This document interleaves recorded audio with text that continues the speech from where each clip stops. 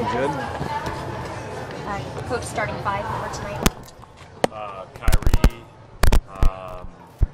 Gordon, Al, Jalen, and Baines. How much can we read into that? Should we read I guess into you could that? read in whatever you want.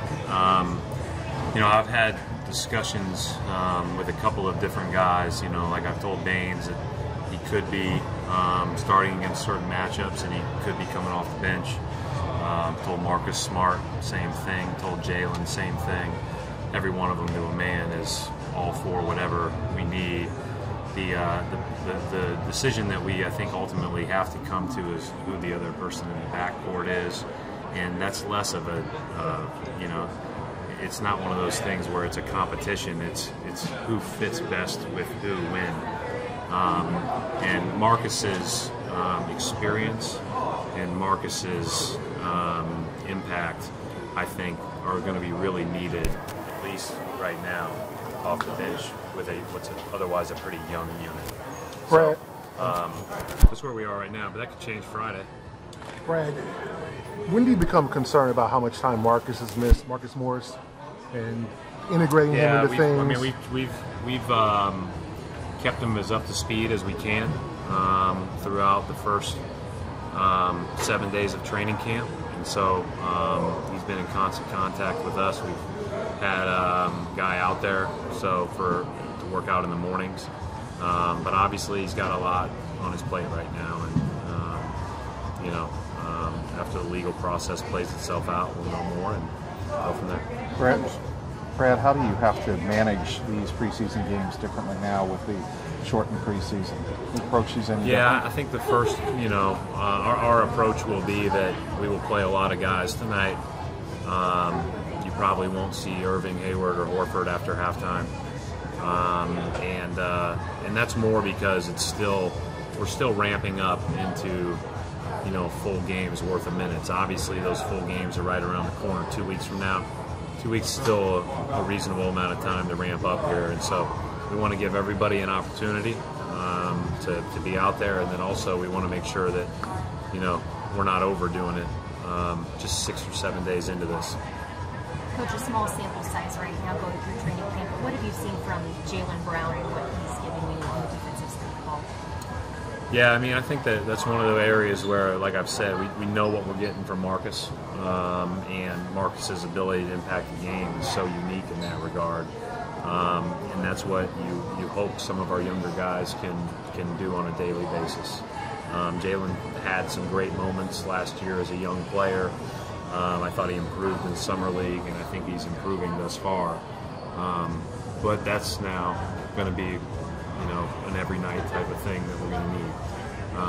You know, and he knows that. He knows that that's a major emphasis for us is how he can impact us on that end of the floor. Same question with that Marcus Smart. I just think, yeah, I think Marcus Smart's been somehow one of the better and more unheralded defenders, right? I think that his ability to not only defend the ball, but maybe more so in his help and his awareness and his directing, in the way he takes balls from people, rips down rebounds. Like, he just has a unique presence on that side of the floor. And again, that's why I think we'll probably go from a starting standpoint with how we want to rotate against certain teams more than a set rotation per se. Would you say, Brad, is it fair to say some players on your roster, higher profile players like a Marcus Smart, like a Jalen Brown, are defense-first players, or is that too much of a oversimplification? Basketball is a game where you got to play both ends well. I think there is such thing as having a defensive DNA and really growing in that area, studying to grow in that area, and all of those types of things. And I think as you get older, you figure that stuff out a little bit more.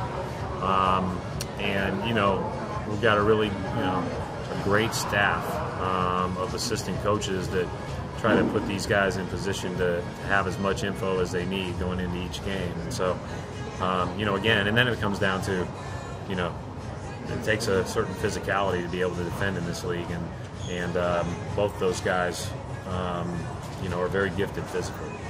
Brett, how do you feel like it's gone with Marcus Morris, whoever's out there with him, like, you know, when somebody's watching film and stuff like that? I mean, I've talked to him a couple of times, but I haven't spent a whole lot of time talking to them. From everything I know, it's going as, you know, we're getting what we need to get from the standpoint of this is what we're doing on each end of the floor. But until you go out and do it with the guys you're going to be doing it, it's going to take time for him to adjust, that's for sure. What did the guys think of your jump shot last night? Probably a few of them have seen it before. I try not to use it all that much anymore. I didn't think it was very good. It's better than Scouts. But Wow. But You are in the gym every day. that's a good point. I work in a gym every day. No, I think it was fun to jump in. Scal actually goaded me into that. Oh, Said, no, we need to go do that. So it was fun to jump into the knockout game. You warm up, stretch a little bit, limber up. No, we don't. We should. We're probably. I should at least. I'm of the age where I need to, but I didn't. Jabari's playing time. Like, you take down Jabari. Did Jabari win it? I think he knocked you out. Oh, did he? So I guess it's not a big deal. Hey, well, you know, we haven't gotten a chance. Like those guys, Kadeem and Jabari and those young guys have done a really good job, and I'm really excited about Jabari. He'll probably see sometime tonight, and I think that he's got a big upside. Brad, have you had the conversation, the guys, about what to do pregame in terms of the anthem? We talk all the time, but it hasn't been a huge point of discussion with us. As I said yesterday, our conversation has been that, you know, one of the great liberties in this world is the right to choose to make a difference and to choose your avenue to communicate that. And I think that ultimately we've said that we support everybody's right to do that, right? But we've also talked about, you know, more importantly, what we can do as a group to be active and effective. And I think that that's ultimately something that we're really focused on. And like I said yesterday, we've got some great opportunities set up with our community relations group that we piloted last year that we're really looking forward to expanding this year, where we can get out and our guys can talk to especially school-age kids about you know, the great benefits of diversity and inclusion and learning how to be better, conflict resolution, etc. Thanks. Thanks, Thanks for having me.